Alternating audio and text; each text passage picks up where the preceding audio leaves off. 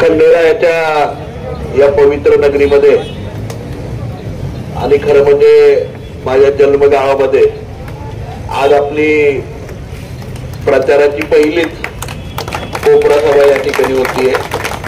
या कोपरा सभेसाठी महाराष्ट्रातल्या विधानसभेच्या निवडणुकीसाठी महाविकास आघाडीचा उमेदवार म्हणून शरदचंद्रजी पवार साहेब असतील, शिवसेनेचे प्रमुख आदरणीय उद्धवजी ठाकरे साहेब असतील, काँग्रेस पक्षाचे आणि देशाचे विरोधी पक्ष नेते आदरणीय राहुलजी गांधी साहेब असतील, या सर्वांच्या विचाराने महाविकास आघाडीचा आपल्या पुरंदर हवेलीसाठी माझा उमेदवारी म्हणून त्या ठिकाणी काँग्रेस पक्षाच्या वतीने मला उमेदवारी दिली आणि त्या उमेदवारीचा आजचा खरं म्हणजे पहिली कोपरा सभा आपल्या जेजुरी नगरीमध्ये होतीये। या नगरीच्या कोपरा सभेला माझ्या अगोदर ज्यांनी संबोधित केलं ते आपल्या सगळ्यांचे मार्गदर्शक जिल्हा परिषदेचे माजी सदस्य आदरणीय सुदाम आप्पाजी, जिल्हा परिषदेचे माजी अध्यक्ष आदरणीय विजयदादा असतील, आदरणीय भाऊसाहेबजी, तालुका राष्ट्रवादी काँग्रेसचे अध्यक्ष आदरणीय झेंडे पाटील साहेब, आदरणीय प्रदीपांना, आपके राहुलजी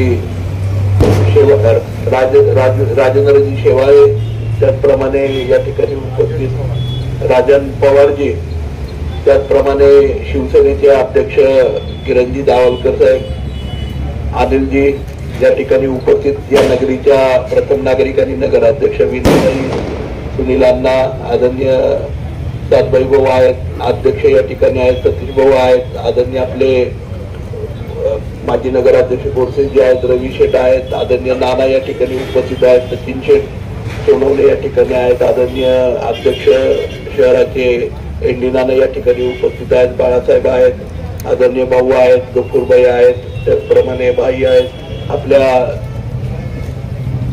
मानकरी खाद्यकरीचे अध्यक्ष आदरणीय अध्यक्ष आहेत, त्याचप्रमाणे काका या ठिकाणी उपस्थित आहेत, भाऊ आहेत, सर्वच म्हणजे भालेराव साहेब, आपल्या कात्रज दूध संघाचे डायरेक्टर तानाजी सर असतील, नाना असतील, संतोषराव या ठिकाणी बोललेत, आदरणीय अरुण काका या ठिकाणी आपल्या सर्वांना संबोधित केलंय। तर म्हणजे सगळ्यांचीच नावं घेतली तर बरं, राहुलजी या ठिकाणी आहेत, आदरणीय बापू हरपळे या ठिकाणी उपस्थित आहेत, सगळ्यांची कोळेकर जे आहेत, संदीप बाप्पा आहेत, दादा आहेत, नाना आहेत, सगळ्यांचंच मी पिंटू शेट आहेत, सगळ्यांचं मी मनापासून या ठिकाणी खरं म्हणजे आभार मानतो। कारण अनपेक्षितपणे पहिलीच आपली कोपरा सभा अण्णा एवढ्या सुंदर पद्धतीने आज आपल्या जेजुरी नगरीमध्ये होती। संभाजी नाना, विठ्ठल आबा सगळी मंडळी या ठिकाणी उपस्थित आहेत। मी आपल्या सगळ्यांना खरं म्हणजे सांगू इच्छितो की 5 वर्षापूर्वी आपण सर्वांनी मल्हारी मार्तंडाच्या आशीर्वादाने आपण सर्वांनीच मतरूपी आशीर्वाद दिले। आदरणीय पवार साहेबांच्या विचाराने आणि काँग्रेस पक्षाच्या विचाराने आपण सगळ्यांनी मला त्या ठिकाणी 5 वर्षापूर्वी आपल्या पुरंदर हवेलीचा प्रतिनिधी म्हणून त्या ठिकाणी पाठवलं। आदरणीय काका या ठिकाणी उपस्थित आहेत, आपण सगळ्यांनी खूप प्रेम, बाई त्या ठिकाणी उपस्थित आहेत, सगळ्यांनी आपण खूप प्रेम दिलं। 2 वर्ष कोरोना काळामध्ये गेले, अनेक स्थित्यंतर आणि राजकारण ही कधीच आम्ही बघितली नव्हती। म्हणजे मला काही वेळ असं वाटायचं की आमदार झालो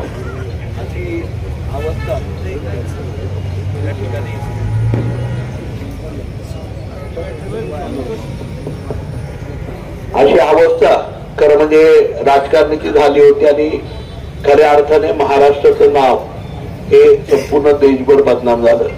त्या काळामध्ये अनेक विकासाची कामं आपल्या महाविकास आघाडीच्या पहिल्या टप्प्यातल्या कामांमध्ये त्या ठिकाणी केली। त्याच्यामध्ये आपण बघितलं असेल की आपल्या जेजुरी नगरीचा त्या ठिकाणी बऱ्याच विकासाची निधी आपण आणायचा प्रयत्न केला। मागच्या 5 वर्षामध्ये सुप्रियाताई आपल्या खासदारांच्या माध्यमातून आपला स्टेशनचा चेहरा मोहरा बदलण्याचं काम आपण त्या ठिकाणी केलं।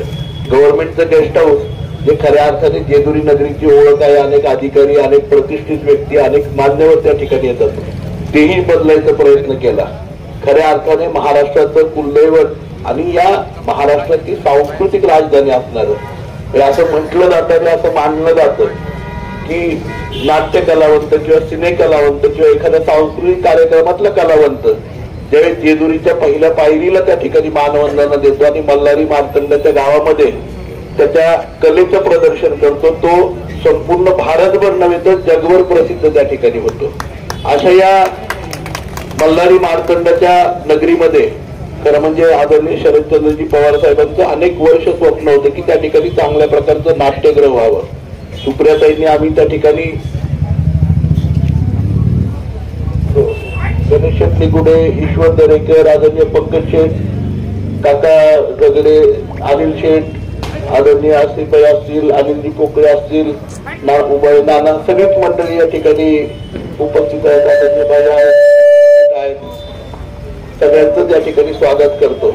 आणि खरं म्हणजे आदरणीय शरदचंद्रजी पवार साहेबांचं अनेक वर्ष स्वप्न होतं की खऱ्या अर्थाने सांस्कृतिक राजन ज्याप्रमाणे सासवडला आचार्यात्री सभागृहाची उभारणी कैलासवासी चंदुकाका जगतापांनी आणि विजयदादा कोलतेंच्या मार्गदर्शनाखाली त्या ठिकाणी सुरू केली. पहिल्या टप्प्यामध्ये जर कुणी निधी दिला असेल तर 25 लाख रुपयांचा निधी त्या काळामध्ये आदरणीय शरदचंद्रजी पवार साहेबांनी दिला होता. 5 लाख रुपयाचा निधी त्या काळामध्ये संजयजी राऊत साहेबांनी विधान परिषदेचे, बरोबर की ना दादा, म्हणजे आचार्य यात्रेची जे सभागृह नाट्यगृह उभं राहिलं त्या काळामध्ये खरं म्हणजे आघाडीची पायाभरणी त्या ठिकाणी सासवडला झाली होती आणि त्याची त्या आघाडीच्या पायाभरणीचा कळस अनिल शेठ आपल्या मल्हार नाट्यगृहाच्या रूपाने या ठिकाणी आज जेजुरी नगरीमध्ये उभं राहिलं.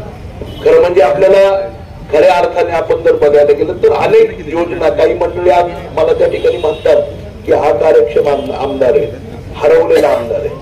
आपण सगळ्यांनी बघितलं, म्हणतात ना आमदार हरवले शोधा, अशाही गोष्टी म्हणतात. परंतु मला आज सांगायचं की शाश्वत विकासाची कामं त्या ठिकाणी करायचा प्रयत्न आपण केलाय.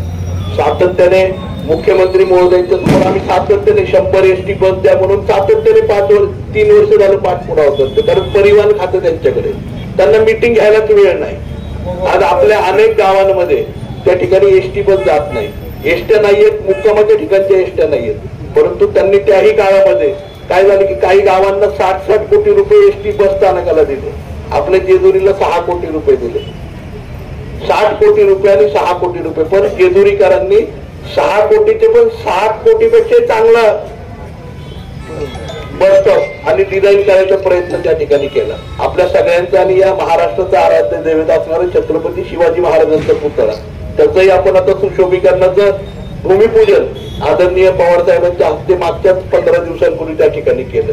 आपल्याला माहिती आहे की आपल्याकडे या ठिकाणी अनेक वर्ष 2009 पासून रखडलेला आपला हा रस्ता, बेकराई पासून ते लोणंद पर्यंत रस्ता आदरणीय आपल्या खासदार सुप्रियाताईंच्या सुरेंच्यामुळे त्या ठिकाणी नॅशनल हायवे मध्ये रूपांतरित झालं. त्या रस्त्याचं अनावरण करत असताना खऱ्या अर्थाने भारतरत्न आदरणीय डॉक्टर बाबासाहेब आंबेडकर साहेबांच्या पुतळ्याचं आपल्याला स्थलांतर करावं लागतं. ते करत असताना सुद्धा त्याचं अतिशय चांगलं डिझाईन की ज्याच्यामध्ये संसद असेल, ज्याच्यामध्ये खऱ्या अर्थाने संविधान असेल, अशोक चक्र असेल, अशोक स्तंभ असेल, या सगळ्याचं हे संयुक्तिक केलेलं अतिशय सुरेख डिझाईन. आज आपण ज्या काही गोष्टी करतो, आपण जर बघितलं, मी हे त्या गोष्टी सांगतोय हा विकास केलाय म्हणून नाही सांगत. जे जे काही चांगलं जगामध्ये कुठेही असू द्या, या महाराष्ट्रामध्ये कुठेही असू द्या, या देशामध्ये कुठेही असू द्या, ते चांगलं आहे ते घेऊन यायचं. ते माझ्या सासवडमध्ये, जेजुरीमध्ये, पुरंदर तालुक्यामध्ये, हवेलीमध्ये, प्रत्येक गावामध्ये वेगवेगळ्या ठिकाणी कशा प्रकारे उभारता येईल, कशा प्रकारे लावता येईल, कशा प्रकारे करता येईल, अशा प्रकारची भावना त्या ठिकाणी घेऊन आपण काम करतोय. आज तुम्ही बघितलं असं दादांनी आता सांगितलं T-55चा रणगाडा आपण सासवडला त्या ठिकाणी कारगिल युद्धामधला तो आपल्या 1971च्या युद्धामधला रणगाडा त्या ठिकाणी सासवडच्या बगीच्यामध्ये आपण त्या ठिकाणी ठेवलाय. आज होळकर तलावाचं सुशोभीकरण तुम्ही सगळेजण बघताय. आता काही मंडळींनी मधल्या काळामध्ये अनाऊन्स केलं की जेजुरी तीर्थक्षेत्राचा आराखडा आम्ही केला. मला आठवतंय मी अनेक वेळा त्याच्याबाबतची माहिती आपल्या सगळ्यांना दिली. करोना सदृश्य काळामध्ये ताईंचं संसदेचं अधिवेशन चालू असताना मी दिल्लीवरून ताईंना बोलून घेतलं, कारण त्या काळामध्ये त्या ठिकाणी प्रश्न होता आपल्या जेजुरीच्या विकास, मल्हार मार्तंडाच्या विकास आराखड्याचा. ताई दिल्लीवरून मुंबईला आल्या. मुंबईला 2.5 तास कॅबिनेटची मीटिंग चालू असताना माझ्याबरोबर सुप्रियाताई उभ्या होत्या. वर्षाच्या पहिल्या मजल्यावरती कॅबिनेटच्या बाहेर आले. आम्ही 2.5 तास होतो. ताईंना मी ताईंना म्हणायचं ताई तुम्ही बसणार का, नाही म्हणायचे. आज आराखड्याचा आपल्याला मुद्दा लावून जायचा. 2021-22 त्या ठिकाणी आराखड्याची मीटिंग झाली. त्याचा व्हिडिओ आज व्हिडिओ रूपामध्ये संपूर्ण रेकॉर्डिंग त्या मीटिंगचं आमच्या समोर आहे. आज काही मंडळी आपण बघितलं असेल मधल्या काळामध्ये 6 वेळा मुख्यमंत्री आपल्या जेजुरीला येणार म्हणून ओवाळे आले, जे लांडगा आला रे आलासारखं. बरोबर, शेवटी आले नारळही फोडला. त्या खासदार ताईंनी आम्ही सगळ्यांनी त्या विकास आराखड्यासाठी मंजुरी दिली. त्या बसून तो विकास आराखडा आर्किटेक्ट बरोबर, त्या ठिकाणी पुरातत्व खात्याबरोबर, त्या काळातले तत्कालीन जे आपले विश्वस्त होते त्या सगळ्यांना बरोबर घेऊन तो आराखडा तयार केला. त्यात कोणालाही न घेता 2 उपमुख्यमंत्री मुख्यमंत्री वरती गडावरती गेले, नारळ फोडला, ह्या महाशयांना घेऊन गेले. आणि आता हे काय म्हणतात की माझ्या काळामध्ये विकास आराखडा, त्यांच्या काळामध्ये विकास आराखड्याचा पत्ताच नव्हता. आज त्यांना हेही माहित नसेल की आपल्या गडावरती 155 दीपमाळ आहेत. मी पायऱ्या सुद्धा सांगू शकतो किती आहेत आणि किती दगडच ना त्यातले बदलायचे, कुठले बदलायचे, त्याला अजून कुठले राहिले, याही गोष्टी सांगू शकतो. आज बघितलं असेल विकास आराखडा करत असताना परिपूर्णपणे आज आपण करायचा प्रयत्न केला. बल्लाळेश्वराचं मंदिर असेल, खाली पेशव्यांची विहीर असेल, त्या ठिकाणी आपलं खालचं लवथळेश्वराचं मंदिर असेल, आपल्याकडे जानूबाईचं मंदिर, त्याच्या बाजूची विहीर, होळकर तलाव, पेशवे तलाव, आपल्या कडेपठारच्या पायऱ्या, कडेपठारचा विकास, त्याचप्रमाणे वरचा गडाचा विकास, आपल्या सगळ्या दीपमाळा, ह्या सगळ्या गोष्टींचा अंतर्भाव आपण त्या ठिकाणी या संपूर्ण विकास आराखड्याच्या पहिल्या टप्प्यामध्ये त्या ठिकाणी घेतला.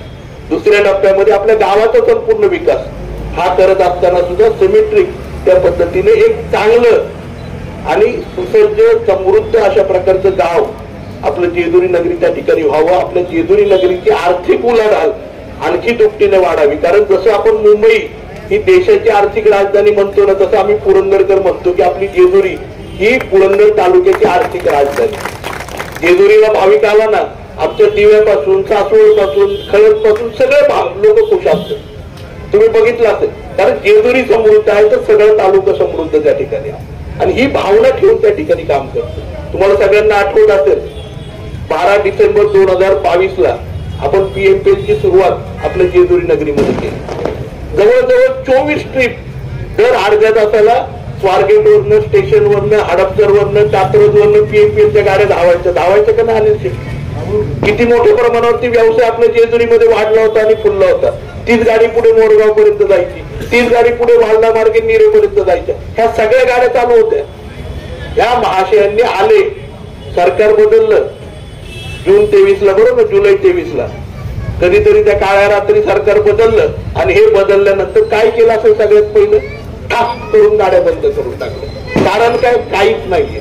सगळ्यात प्रॉफिटेबल रूट, नफ्यामध्ये असणारा रूट सगळे बंद करून टाकले. वीरचा रस्ता बंद केला, नीरेचा बंद केला, जेजुरीचा. आज आपल्याकडे किती गाड्या येतात, हातावर मोठ्यावर मोजण्या एवढ्या गाड्या येतात. आज तुम्हाला माहितीये, मला आठवतं त्या काळात आमचे भाऊ पण दवाखान्यात जायचे तर PMPLच्या AC बसने जायचो आपण. गाड्या पण जेजुरीकर बरोबर ना, आपण गाड्या घेऊन सुद्धा जेजुरी पुण्याला जात नव्हतो, सगळेजण बसने जायचे. कारण ती बस आहे ना एवढ्या सक्षमपणे चालत होती. या मंडळींनी काय केलं की आहे ते काम थांबवायचा प्रयत्न केला, थोपवण्याचा प्रयत्न केला. आज आपलं नाट्यगृह सुद्धा 2 वर्षापूर्वी पूर्ण झालं असतं. त्याला निधीला स्टे आणला, त्या स्टे आपण उठवला कोर्टामध्ये जाऊन, ते नाट्यगृह पूर्ण करायचा प्रयत्न केला आणि आज त्याचं लोकार्पण आदरणीय शरदचंद्रजी पवार साहेबांच्या माध्यमातून झालं. तुम्ही बघितलं असेल जलजीवन मिशन पाण्याच्या बाबतीतही तसंच झालं. मी आजपर्यंत मग बोललो नाही. आज आचारसंहिता लागल्यावरती मी त्या दिवशी उल्लेख केला जेजुरी आणि सासवडच्या पाणी योजनेचा. गेली 2 वर्ष नगराध्यक्ष, सगळे नगरसेवक, आदरणीय दादा असतील, सगळ्यांना या गोष्टीची कल्पना आहे. सगळ्यांनी मिळून एकत्रितपणे, काँग्रेस असेल, राष्ट्रवादी काँग्रेस असेल, शिवसेना, सगळ्या पदाधिकाऱ्यांनी एकत्रित मिळून पाण्याची रचना केली. मागच्या वर्षी आपल्याला दुष्काळाचं सावट आलं. खऱ्या अर्थाने सासवड जेजुरीला 5-5 आणि 6-6 दिवसांनी पाणी मिळालं. त्याच्यामध्ये खऱ्या अर्थाने दुष्काळ नव्हता, दुष्काळ तयार केला गेला. ही जर योजना मागच्या वर्षी मंजूर झाली असते, आपली योजना, आपली स्कीम, आपला प्रकल्प हा 2023 साली तयार होता, मार्च 2023 1 वर्ष आणि जवळपास 6 महिने केवळ आणि केवळ थांबवायची म्हणून स्कीम थांबवली. आपली स्कीम आता त्या ठिकाणी टेंडर प्रोसेस झाली, इलेक्शन झाल्यानंतर 15 दिवसामध्ये कामाला सुरुवात होईल. आणि मला आपल्या सगळ्या जेजुरीकरांना सांगायचंय, जेजुरीला विहीरचं पाणी हे साधारणतः पुढच्या 90 ते 95 दिवसामध्ये आपल्याला सगळ्यांना या बघायला मिळेल.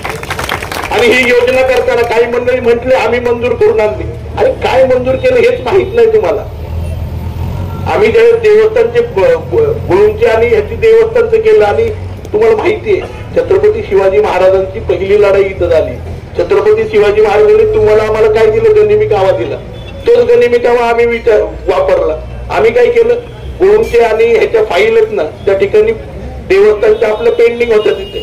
त्या फाईलला मी दोन्ही सरपंचांना त्या ठिकाणी पाठवलं, देवस्थानच्या ट्रस्टींना पाठवलं, वीरच्या आणि गुळूंच्या. त्यांचे फोटो काढले मंत्रालयात आणि त्या ठिकाणी जवळपास 6 कोटी रुपये दोन्ही गावांना मिळून तीर्थक्षेत्राचे मंजूर झाले. तुम्ही सगळ्यांनी बघितलं असेल. मीही गेलो नव्हतो, सुप्रियाताई पण गेल्या नव्हत्या, आप्पा नव्हते, अध्यक्ष दोन्ही नव्हते, कोणी नाही गेलं. तरी सुद्धा त्या ठिकाणी मंत्रालयातनं तो निधी झाला. का?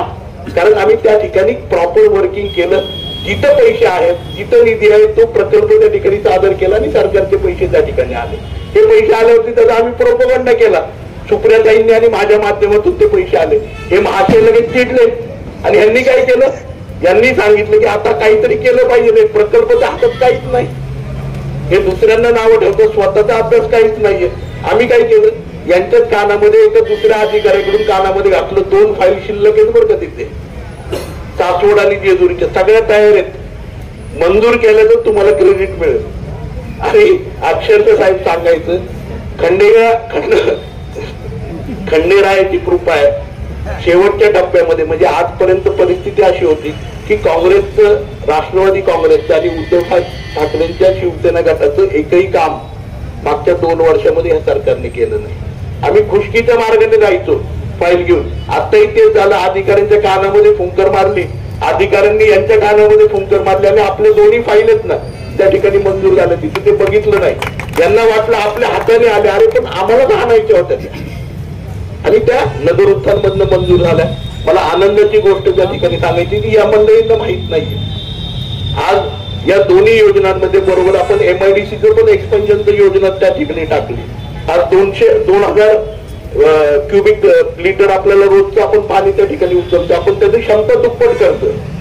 त्याचबरोबर जेजुरी नगरपालिकेला सुद्धा आपण त्या ठिकाणी दुपटीपेक्षा जास्त क्षमतेचं पाणी म्हणजे पुढच्या 30 वर्षाचं पाणी आपण आणतोय. आणि केवळ हे पाणी नाही आणत आहे, आपला जो पेशवे तलाव आहे त्या पेशवे तलावाला त्या ठिकाणी बॅलन्सिंग टँक मध्ये म्हणजे साठवण तलावामध्ये आपण कन्वर्ट करतोय, म्हणजे बदल करतोय. आपल्या MIDCचं पाणी, आपल्या जेजुरी नगरपालिकेचं पाणी 60 दिवस पुरेल एवढा मोठा बॅलन्सिंग टँक. म्हणजे तो पार्लेट टँक जवळपास 300 ते 400 MCFTचा क्युबिक मिलियन लिटरचा, म्हणजे आज 750 MCFTचं आपलं त्या ठिकाणी नागऱ्याचं धरण आहे. तर 300 MCFTचा तो होतोय. म्हणजे तुम्ही समजून घ्या की आम्ही काय करतोय आणि कुठली दिशा घेऊन जातो. आणि ह्या दिशा घेऊन मला असं म्हणायचंय की ह्या गोष्टी 1 वर्षापूर्वी होऊ शकल्या असत्या आणि मागच्या वर्षीचा दुष्काळ आपल्याला बघायला लागला नसता. मागच्या वर्षीची पाणी टंचाई आपल्याला बघायला लागली नसती, केवळ यांच्यामुळे बघायला लागली. आणि हे बॅलन्सिंग टँक, हे साठवण तलाव केवळ इथं नाही बनवतोय, आपण त्या ठिकाणी राजुरीला बनवतोय, आपण निळूंजला बनवतोय, आपण सासवडच्या वरती पिंपळ्याला बनवतोय, आपण शिवरीच्या तिथे बनवतोय, आपण वाघदरवाडीला बनवतोय, आज आपण निरेला काम चालू आहे ऑलरेडी. ह्या गोष्टी आपण त्या ठिकाणी बघितलं की प्राधान्यक्रमाने आपल्या खासदार आम्ही सगळी मंडळी काय बघतोय, प्यायचं आणि वापरायचं पाणी सगळ्यात पहिलं आपण कुणावरती अवलंबून राहता. किती मोठा दुष्काळ येऊ द्यात त्या ठिकाणी पाणी आलं पाहिजे. येणाऱ्या काळामध्ये नागऱ्याचं धरण असेल, गराड्याचं धरण असेल, गोरवडीचं धरण असेल, हे कायमस्वरूपी आपण त्या ठिकाणी त्याच्यावरती प्यायच्या पाण्याच्या स्कीमवर डिपेंड न राहता पूर्णपणे सासवड, जेजुरी, MIDC हे आपण पूर्णपणे त्या ठिकाणी इलेक्ट्रिसिटी कमी वापर करून म्हणजे सोलरच्या माध्यमातून त्या ठिकाणी ते पाणी उचलणारे आणि त्याच्यावरची डिपेंडन्सी संपवून आपण वीरच्या धरणावरती जातो. पण हे करताना इंडस्ट्रीजला किंवा कुठेही गावाला आहे ना जास्तची पाणीपट्टी येईल हे नाही बघत आपण, कारण का त्याला सोलरचा बॅकअप देतोय. त्यामुळे लाईट बिल हे 70% कमी होणार आहे. ह्या गोष्टी आम्ही त्या ठिकाणी केलं. आज आपल्या तालुक्यामध्ये जर बघायला गेलं, या पूर्ण पुणे जिल्ह्यामध्ये त्यांना माझ्या माहितीप्रमाणे 13 की 14 आहेत ना सोलर पार्क आहेत ना, त्या ठिकाणी केंद्र सरकारच्या स्कीम मधनं बसवलेत. हे सोलर पार्क कशासाठी बसवलेत की ज्या ठिकाणी गायरानामध्ये जागा दिली त्या सेक्टर मधल्या 15 ते 20 गावांना दिवसाची शेतकऱ्याला लाईट मिळेल. आज 13 पैकी 7 प्रकल्प दादा आपल्या पुरंदर तालुक्यात आहेत. ह्याच्यामुळे 90% पुरंदर तालुक्यातल्या 90% गावांना त्या ठिकाणी दिवसाची लाईट पुढच्या वर्षीपासून शेतकऱ्याला सुरू होणार आहे. रात्रीची लाईटची आणि रात्रीचे पाणी धरायची जी समस्या आहे ना ती संपूर्णपणे बंद होऊन जाणार आहे. दिवसाची लाईट उपलब्ध होणार आहे. हे प्रकल्प आम्ही केले. आणि तुम्ही काय म्हणता? रस्ता लाईट लोकांना काय लागतो? लोकांना लागतो रस्ता, पाणी, वीज, आरोग्य, शिक्षण. शिक्षणाच्या बाबतीतही बघितलं असेल विजयदादा या ठिकाणी आहेत, कैलासवासी काका आहेत, आदरणीय आप्पा आहेत, आपले डायरेक्टर तानाजी सर असतील, एन डी नाना असतील, ह्या सगळ्या नाना आहेत, या सगळ्या मंडळींनी वेगवेगळ्या संस्था उभ्या केल्या आणि त्याच्या माध्यमातून प्रायमरी आणि प्राथमिक आणि माध्यमिक शिक्षणाचा पाया या तालुक्यामध्ये त्या ठिकाणी मजबूत करायचं काम केलं. जिल्हा परिषदेच्या माध्यमातून आपल्या शिक्षकांनी मजबूत केलं. येणाऱ्या काळामध्ये आम्ही पुढच्या 5 वर्षामध्ये विजन बघतोय की हायर एज्युकेशन मध्ये इंजिनिअरिंग कॉलेज असेल, मेडिकल कॉलेज असेल, त्याच्यामध्ये डेंटल असेल, आयुर्वेदिक असेल, त्याप्रमाणे युनानी असेल, त्याचप्रमाणे होमिओपॅथी असेल, ह्या सगळ्या फील्ड आम्ही त्या ठिकाणी पुरंदर तालुक्यात आणायचं पुढच्या 5 वर्षामध्ये प्रयोजन केलेलं आहे. इंजिनिअरिंगचे सगळे फॅक्टर त्या ठिकाणी आपण पुरंदर तालुक्यामध्ये आणतोय. ऍग्रिकल्चर कॉलेजसाठी आणि हे ऑलरेडी घेतलंय जेजुरीच्या वेशीवरती हे सगळे हायर एज्युकेशनचे कॉलेजेस नाना आपण त्या ठिकाणी करतोय आणि एका सेक्टरमध्ये करतोय. आज तुम्ही बघितलं असेल पुरंदर उपसाच्या माध्यमातून 50,000 एकर ऊस त्या क्षेत्रामध्ये पिकत होता. आज 7,25,000 टन ऊस मागच्या वर्षी त्या पुरंदर उपसा आणि जानाई शिरसाच्या क्षेत्रामधनं गेलाय. आज आपल्याला माहिती असेल, आपल्याला सांगावं मला वाटतंय त्या ठिकाणी की आज आपल्या पुरंदर तालुक्यात एवढं ऊसाचं उत्पन्न झालं की आपल्याला स्वतःला साखर कारखान्याची आवश्यकता आहे. तोही निर्णय शेतकऱ्यांना बरोबर घेऊन आपण त्या ठिकाणी पुढच्या 2 महिन्यामध्ये घेतो. त्या गोष्टी आम्ही करतोय, एक विजन बघून करतोय. आम्ही कुठे नगरला जाऊन कारखाना नाही काढलं की आम्ही नगरला नाही म्हणत आहे की हायर एज्युकेशनच्या संस्था त्या ठिकाणी उभ्या करायच्यात. आपल्या तालुक्यामध्ये जिथे आपली कर्मभूमी आहे, जिथे आपली जन्मभूमी आहे, त्या ठिकाणी ह्या सगळ्या गोष्टी करायच्यात आणि याच्यासाठी काम मला त्या ठिकाणी करायचं. आज जेजुरीकरांचे खरोखर मनापासून आभार मानत की आज आपला सगळ्यांचा उत्स्फूर्त प्रतिसाद नेहमीच माझ्या पाठीशी राहिलेला आहे. कारण या मातीमध्ये माझा जन्म आहे आणि शेवटी जन्मगाव आणि जन्मगावाची नाळ ही प्रत्येक माणसाची जोडली गेलेली आहे. मला आठवतंय कधी आलो जेजुरीला, माझे बायको तर कधी म्हणते की जेजुरीला जाऊच नका, कारण गेलो तर मी पहाटे 2 वाजेपर्यंत का हो गाठा 2 वाजेपर्यंत परत घरीच जात नाही. आपण म्हटले मागायची बरोबर आहे. मधल्या काळामध्ये साहेबांनी सकाळची वेळ दिली. खरं म्हणजे आपण मला झेंडे पाटलांना, विजयदादांना साहेब म्हणत होते तुम्ही तुमच्या सोयीची वेळ सांगा, परंतु आम्हीच म्हटलं की साहेब बारामतीला जाताना तर सकाळची वेळ द्या. आपलं चुकलं आप्पा, आपण संध्याकाळची वेळ घेतली असती ना तर ती सभा पण खूप मोठी झाली असते आणि सगळे जेजुरीकर त्या ठिकाणी उपस्थित राहिले असते. आज मला आपल्या सगळ्यांचं खरोखर सांगायचं खूप प्रेम बघू आपण सगळ्यांनी आम्हाला त्या ठिकाणी दिलं. खूप आशीर्वाद आपल्या सगळ्यांचे त्या ठिकाणी आहेत आणि अतिशय तळमळीने प्रामाणिकपणे प्रत्येक काम करायचा प्रयत्न केला. आज हायवेच्या बाबतीमध्ये मला माहिती आहे की काही परिवारांना, काही व्यक्तींना, रस्त्यावरती काम करणारे, आपल्या दुकानं लावणारे, ह्या सगळ्यांना त्याचा त्रास झालाय. परंतु एक गोष्टीचा शब्द मी आपल्या सगळ्यांना त्या ठिकाणी देतो, ज्या ज्या लोकांना या ठिकाणी व्यथित झालेत किंवा काही लोक बेरोजगार झालेत, काही परिवारांना अडचणी निर्माण झाल्यात, त्या सगळ्यांना त्या ठिकाणी नगरपालिकेच्या माध्यमातून, शॉपिंग सेंटरच्या माध्यमातून ज्याप्रमाणे सासवडला आपण देतो तसं प्राधान्य पहिल्यांदा त्या ठिकाणी सगळ्यात पहिलं प्राधान्य त्या लोकांना त्या ठिकाणी वसवण्यासाठी नव्याने होणाऱ्या शॉपिंग सेंटर मध्ये दिलं जाईल याची ग्वाही मी आपल्या सगळ्यांना त्या ठिकाणी देतो. मला माहितीये जेजुरी ही खऱ्या अर्थाने पुरंदरची आर्थिक वाई. आज तुम्ही बघितलं असेल विकास करत असताना कधी त्या ठिकाणी विकासाला आम्ही आड आलो नाही. विमानतळाच्या बाबतीमध्ये आम्ही नेहमीच म्हणतोय की आपल्या पुरंदर तालुक्यामध्ये विमानतळ झालं पाहिजे, परंतु ज्या ठिकाणी योग्य उपयोग आहे त्या ठिकाणी विमानतळ झालं पाहिजे. रस्त्याला विरोध मी केला, तुम्हाला माहितीये 2007 पासून आपल्या गाड्यावरती जाणाऱ्या रस्त्याला मी त्या ठिकाणी विरोध करतोय. आजही माझा विरोध आहे, परंतु जेजुरीच्या विकास आराखड्यात विरोध नाहीये. आजही मला वाटतं, आता काही मंडळी मला त्या ठिकाणी सांगतात की पूजेच्या बाबतीमध्ये निश्चितपणे मी शब्द दिलाय, परंतु मागच्या काळामध्ये काय झालं त्याचंही थोडंसं राजकारण झालं.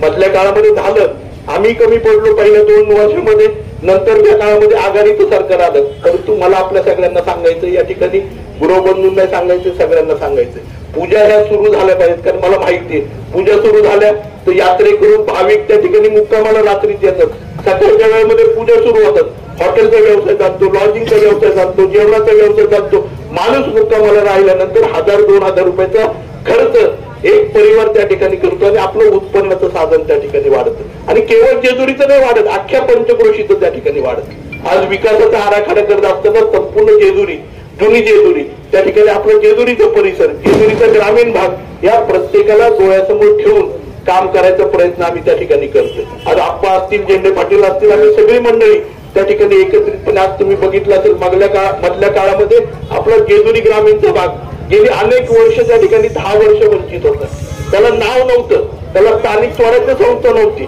मधल्या काळामध्ये ग्रामपंचायतीच्या माध्यमातून ग्रुप ग्रामपंचायत म्हणून त्याला मंजुरी आली, आपल्याला आचारसंहिता आणि सरकार बदलल्यामुळे थोडासा वेळ त्या गोष्टीला गेला नाही, तर आतापर्यंत ग्रामपंचायत त्या ठिकाणी स्थापन होऊन आपल्याला चांगल्या प्रकारचं काम त्या ठिकाणी करता आलं असतं। ह्या गोष्टी विकासाच्या आम्ही केल्यात, हा दृष्टिकोन त्या ठिकाणी ठेवला आणि येणाऱ्या काळामध्ये मी आपल्या सगळ्यांना शब्द देतो, आपल्याला बदललेला आणि खऱ्या अर्थाने सोन्याची जेजुरी आपल्या सगळ्यांना बघायला मिळेल, हा शब्द मी या ठिकाणी देतो।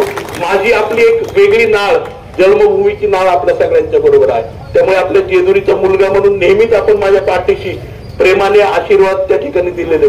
मला आठवते, मला नेहमीच आठवते 2009 असेल, 14 असेल, 19 असेल, प्रत्येक वेळेस सासवडकरांच्या पेक्षाही जास्तीचं प्रेम, अधिकचं प्रेम अध्यक्ष बरोबर ना, नेहमीच जेजुरीकरांनी मला नाना त्या ठिकाणी दिलेलं आहे। तुम्ही सगळ्यांचं प्रेम, तुमच्या सगळ्यांचे आशीर्वाद हे नेहमीच माझ्या पाठीशी राहिलेले।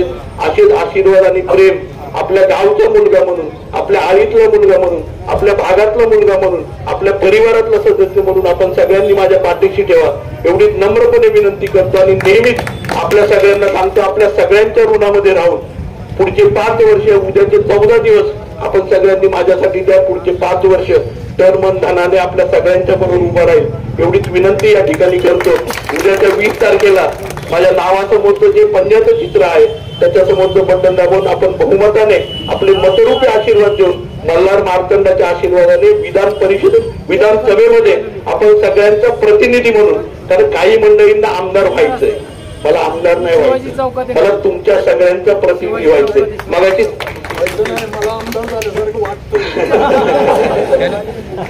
आपण जसं सांगितलं की सेवक म्हणून तुमचं काम करायचं, प्रत्येक आडी अडचणीला, प्रत्येक गोष्टीला तुमचा प्रश्न मांडायचं काम, तुमचा प्रश्न सोडवायचं काम, ह्या गोष्टी मला करायच्यात आणि त्यासाठी आपण पुन्हा एकदा संधी द्यावी एवढीच मी या ठिकाणी आपल्या सर्वांना नम्रपणे विनंती करतो। हाताचा पंजा लक्षात ठेवा, आपण जास्तीत जास्त आपले मित्रमंडळी, नातेवाईक, पाहुणे रावळे, आपल्या सगळे सोयरे आणि ते सगळ्यांपर्यंत जेजुरीचा सुपुत्र म्हणून, तुमच्या कुटुंबातल्या परिवारातला सदस्य म्हणून आपण सगळ्यांनी पोहोचा एवढीच नम्रपणे विनंती करतो आणि माझे 2 शब्द या ठिकाणी सांगतो।